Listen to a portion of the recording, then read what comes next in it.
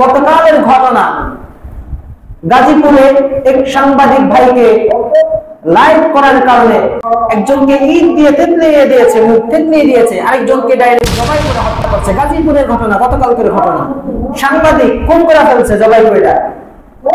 ইসলাম ধর্মের যে শাস্তি ওটা আল্লাহ কর্তৃক নির্ধারিত, যার কারণে সেটা বাস্তবায়ন করতেই হবে, তুমি চাইলেও কমাইতে পারবা না। এই জন্য গণতান্ত্রিক রাষ্ট্রগুলোতে বিচার বহির্ভূত কাজ চলতেই থাকে।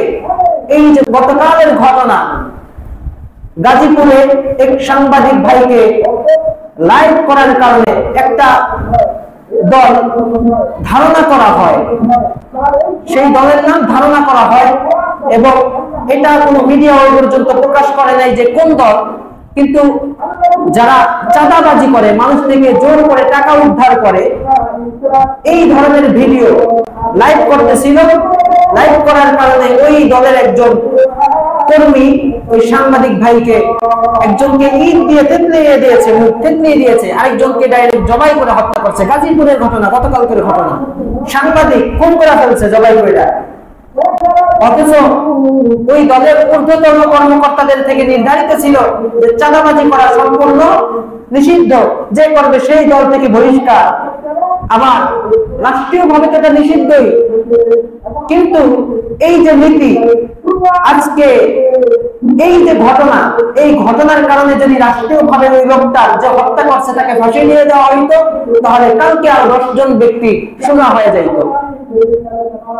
কত ঘটনা, ধর্ষণের কত ঘটনা পাওয়া যায়, ধর্ষণের কত ঘটনাতে আমরা পত্র পত্রিকায় পড়ি, কিন্তু একজন ধর্ষকের শাস্তি যদি নগদে হয়ে যাইত, আরো 10 জন ধর্ষক যে নাকি ধর্ষণ করবে 10 বার ভাবতো, অথবা এই অন্যায় কাজ থেকে বিরত থাকতো, কারণ তার মাথার মধ্যে এই চিন্তাটা গোলমাল খাইতো যে আজকে যদি ধর্ষণ করি ধরা খাই, তাহলে কালকে আমার ফাঁসি হয়ে যাবে।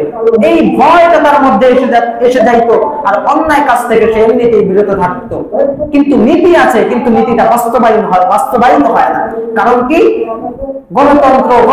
গণতন্ত্রের মাধ্যমে বিচার চাই, গণতন্ত্রের মাধ্যমে বিচার চাই। কিন্তু এই কথা মুসলমানরা বলি না যে খেলাফত চাই, আল্লাহর যেই বিধান রয়েছে, কোরআনের যেই বিধান রয়েছে, সেই আলোকে বিচার চাই। কারণ সেই আলোকে বিচার চাইলে অবশ্যই কার্যকর হবেই হবে, কম বেশি করতে পারবো না, আল্লাহর বিধানে হাত লাগাইতে পারবো না। মুসলমান বান্দারা কপাল পোড়া, আমাদের কপাল পোড়া। ইসলামী আইন চাই না, শুধুমাত্র নামাজ আর রোজাটাকেই ধর্মচর্চা বলি, কিন্তু রাজনীতির আসনে যে কোরআনের সংবিধান অনুযায়ী চলবে, রাষ্ট্র যে কোরআনের সংবিধান অনুযায়ী চলবে, এই স্বপ্ন আমরা দেখি না। শুধুমাত্র মোল্লা মৌলবীদেরকে মনে করি নামাজ আর রোজা করাবে, পালন করবে, হজে নিয়ে যাবে, হজের ট্রেনিং শিখাইবে, এগুলোই মনে করি। এজন্যই আমাদের কপাল পড়ে গিয়েছে, অন্যায় কাজ থেকে জাতি বিরত থাকতে পারে না।